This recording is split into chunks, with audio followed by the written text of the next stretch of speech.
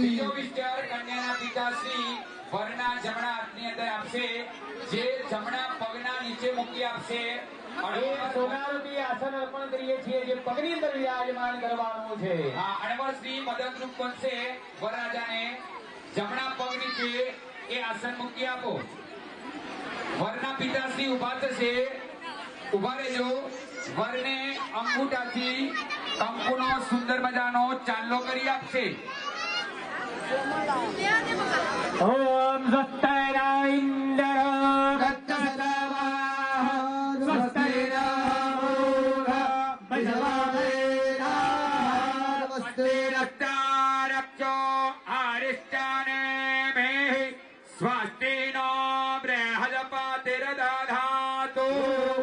તિલક કર્યું.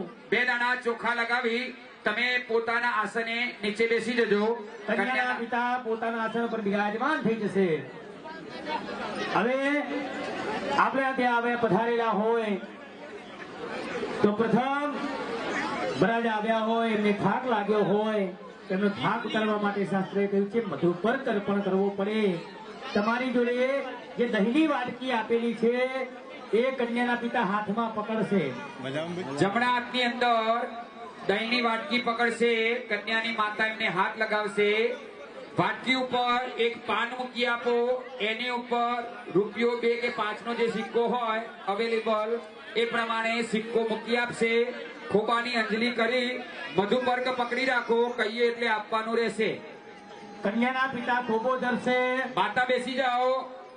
ભાઈ કન્યાના માતા તો પોતાનું સ્થાન ગ્રહણ કરી રાખે. ખાલી કન્યાના પિતાએ ખોબાની અંદર મધુપર્ક પકડવાનો, એકા દહીંની વાટકી. કન્યાના પિતા પકડી રાખો. કહીએ એટલે આપવાનું રહેશે. મધુપર્ક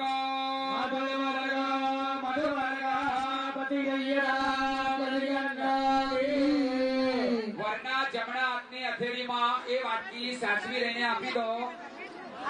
બોલો પ્રતિગ્રહ્યતા. વર ડાબા હાથની હથેળીમાં એ વાટકી લઈ લેશે. એમાંથી જમણા હાથની ત્રીજી આંગળી અને અંગૂઠા વડે સિક્કો પકડશે. પાન છે એ બાજુમાં બેઠેલા અણવર શ્રી એ પાનને વરરાજાના બંને પગના વચ્ચે આગળ મૂકી આપશે નીચે. વર એ મધુપર્કને અંદર વાટકીમાં સિક્કા વડે 3 વાર વલોવશે. જમણા હાથે એ વાટકી અંદર વલોવાનું છે.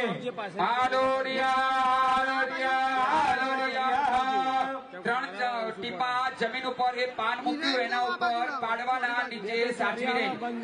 રીમ સવિતરે નમઃ. રેમ સવિતરે નમઃ. રીમ સવિતરે નમઃ. ફરીવાર દઈને વલોવી 3 વાર વારા પરથી તમારી જીભે ચાટવાનું રહેશે. એ દહીં હા એ મધુપર્ક ચાટવાનો. બહારથી આવ્યા હોય તો થાક લાગ્યો હોય તો ઉતરી જાય. વરને ઉત્સાહ વધી જાય લગ્નનો.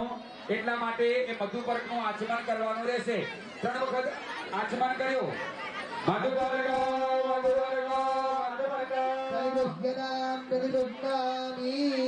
એ વાટકી કન્યાના પિતાશ્રીને પાછી આપી દેશે. કન્યાના પિતાજી એમના જમણા હાથની હથેળીમાં એક ચમચી